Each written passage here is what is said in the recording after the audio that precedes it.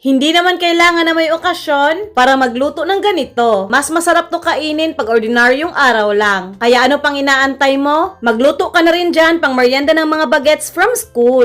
Nagluto ako ng 300 grams na macaroni pasta according lang sa packaging na nasa likod. I-drain, huwag hugasan para hindi mawala ang natural na lasa. At magtabi na rin ako ng isang tasang pasta water. At lutuin na natin ng mabilisan ang sauce. Haha! Painitin ng kaldero. Maglagay ng konting oil. Maglagay ng konting oil panggisa. Maggisa ng sibuyas. Isang medium size. Isunod ang bawang. Mga 4 cloves. Ground beef, pwede ka gumamit ng ground pork or ground chicken, mga 250 grams. Timplahan ng asin. Paminta. Isang kutsarang patis. Paghaluin.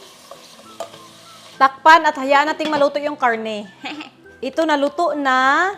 Siyempre, ayaw natin na mamantikang pasta, so babawasan natin tong mantika. Sobrang dami, oh. Ayan, ang dami kong nakuha. Dito ko na ilalagay ang 4 pieces na chicken hotdog. Pwede ka rin gumamit ng beef. Paghaluin. Sarap, daming sahog. Dito ko na rin ilalagay ang spaghetti sauce. Filipino style to. 2 cup.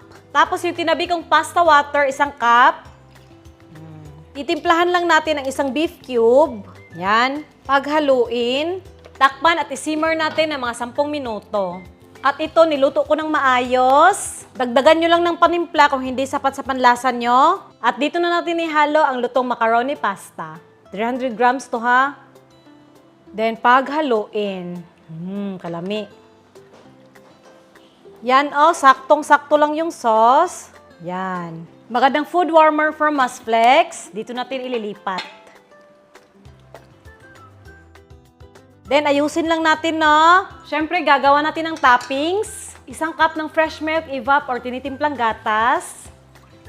Grated na cheese, 2 cup, or 1 bar. Hidden cheese to. Harina, pangpalapot. Yan, mga 2 kutsara. Panghuli, mga 2 kutsarang butter or margarine. Buksan ang apoy sa mahina lang. Paghaluin natin to lahat. Yan, nahalong-halo na, oh. Hayaan natin ito mag-simmer, tapos haluin paminsan-minsan hanggang lumapot.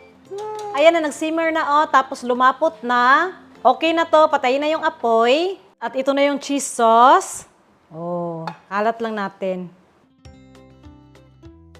Ganda na ng itsura, diba? Tapos mag-add pa tayo ng grated easy melt na cheese. Optional lamang tong cheese, ha?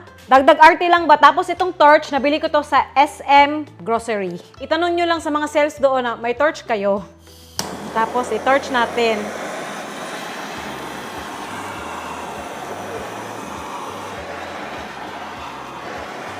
Last pan di last, damo lang, dried parsley. Ito yung no oven macaroni pasta pero parang galing na rin sa oven, di ba? Oh, hindi pwedeng hindi natin to kainin.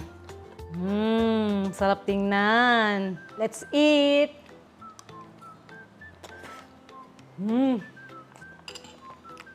Sarap.